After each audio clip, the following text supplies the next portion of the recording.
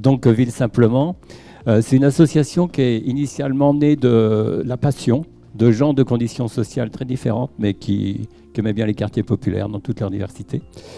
Voilà, donc ça c'est sa naissance. Et pour vous parler très rapidement de Ville Simplement, je vais prendre l'image d'un arbre avec des racines, avec un tronc et puis des branches. Je vais commencer par les racines. Ville Simplement, on pense que pour être présent dans les quartiers populaires, il faut être présent dans le lien et dans le temps. Donc on raisonne plutôt en 15 ans, 20 ans.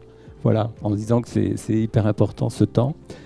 Une deuxième chose, et on l'a vu encore, il y a plein de raisons de se décourager dans les quartiers, pour les quartiers, et on se dit qu'il faut absolument continuer à apprendre à s'émerveiller des petites choses, parce que c'est comme ça qu'on résiste au découragement. Ça, c'est une racine supplémentaire. Une autre racine, c'est de dire qu'il faut plutôt être sympa et avoir un regard bienveillant et fécond, et que la fécondité du regard est souvent utile pour faire changer tout le monde.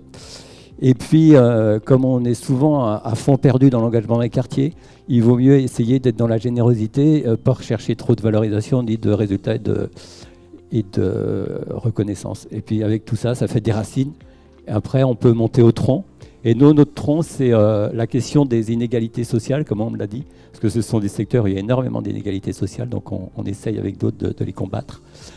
L'autre chose, ce sont les droits, on l'a vu avec Pas que la Lune, la question des droits des enfants, notamment les droits à l'expression, droits à l'éducation, etc. Donc c'est un peu notre tronc. L'autre chose aussi où on est, là c'est pareil, c'est d'actualité, mais c'est la question de la culture de la paix et d'essayer de construire ensemble des résistances aux logiques de violence.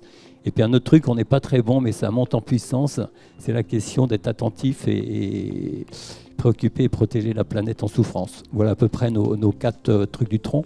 Et puis sans ça, on a aussi nos deux branches. Donc pour les petits, les 4-14, on appelle ça cueilleurs d'étoiles, donc très rattaché aux droits des enfants. Et pour les plus grands, les 15-25, c'est plutôt les inégalités sociales. Il me reste 1 minute pour parler justement de pourquoi on a besoin de vous. Donc c'est le projet Éternelle Justice. Et ce projet-là, il est né pas mal dans la question du Covid et la question des jeunes qui sont lycées professionnels et la difficulté dans cette période d'avoir des stages dans les entreprises. Donc là, c'était la cata. Et donc, on s'est dit, les jeunes et les entreprises, c'est le grand défi, une grande source d'inégalité sociale.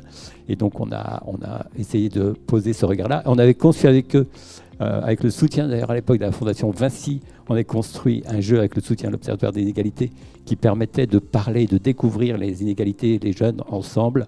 Voilà. Et on se dit on l'a testé avec les entreprises et ça marche plutôt bien. Aussi pour rapprocher le monde des entreprises, les salariés avec les jeunes et les jeunes avec les entreprises, parce qu'il y a un grand delta, comme on pourrait dire, entre ces deux générations. Et donc on aimerait bien, c'est là qu'on a besoin de vous rentrer dans les entreprises, entre guillemets, pour faire cette prestation qu'on a déjà testée, pour faire que le regard et les préjugés réciproques changent un petit peu, quoi. Voilà, pile poil.